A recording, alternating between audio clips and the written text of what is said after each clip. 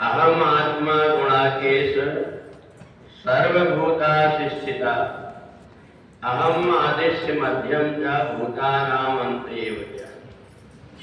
भगवान कहते हैं, हे अर्जुन, मैं सभी जीवों के हृदय में स्थित अंतर्यामी हूं। मैं ही सभी जीवों की उत्पत्ति, स्थिति और प्रलय का कारण। 10वें अध्याय में भगवान ने वेदों की उस बात को बताया कि इदम खलविदम ब्रह्म। जितने भी जीवात्मा हैं उनका अगर कोई मित्र है तो वो है परमात्मा। अस्प्रभु दीन बंधु हरि कारण रहित दयाल। अगर संसार में कोई बिना स्वार्थ के किसी से प्रेम करता है वो है परमात्मा। और परमात्मा इसलिए प्रेम करते हैं, भगवान कहते हैं अहम आत्मा गुणाकेश। जितने जीवात्मा हैं उन सब की मैं आत्मा। और जब परमात्मा जीवात्मा को अपना अंतःकरण समझ लेते हैं तो जब जब भी जीवात्मा संसार की उलझन में पड़ता है परमात्मा को उसके ऊपर दया आती। और इसलिए वो परमात्मा कबहुक कर करुणा नर देहि देत ईश विनहेत सनेहि। जब ये जीवात्मा भटकते रहता है तो परमात्मा उसको मनुष्य बना देते और मनुष्य बना करके उसकी परीक्षा लेते हैं कि जीवन में वो संसार में उलझा हुआ है, क्या मेरी याद है उसको। इन्हें समय समय पर उसके ऊपर विपत्ति आती है ताकि वो मेरी याद करते रहे। तो परमात्मा जब उसकी परीक्षा करके देखते हैं तो उन्हें जब विश्वास हो जाता है कि संसार में आने के बाद में मेरे को भूला नहीं है, तो परमात्मा फिर से उसके सब प्रकार के जन्म और मरण के चक्कर छुड़ा देते हैं। दुर्गा सप्तशती में भगवती जगदम्बा का चरित्र एक समाधि और सुरथ नाम के भक्तों से हुआ।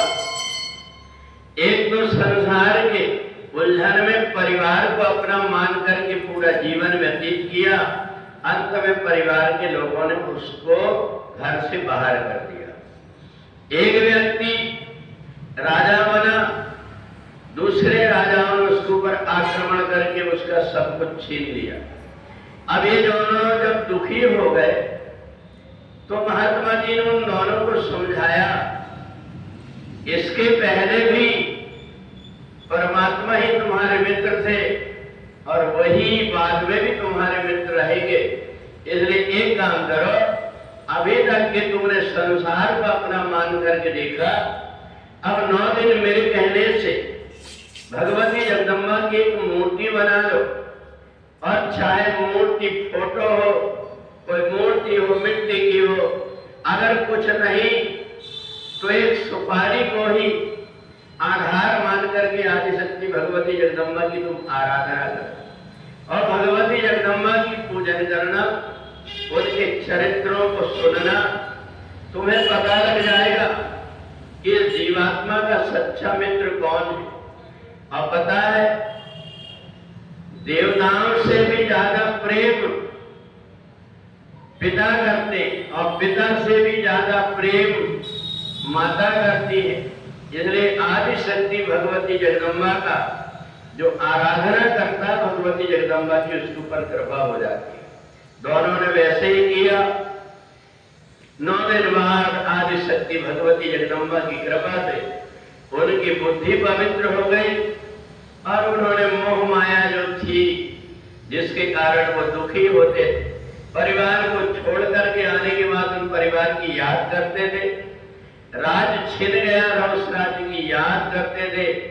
उनको ये लगा जैसे सपने में कोई व्यक्ति सपना देखता है और वो सत्य नहीं होता, ऐसा ही संसार है।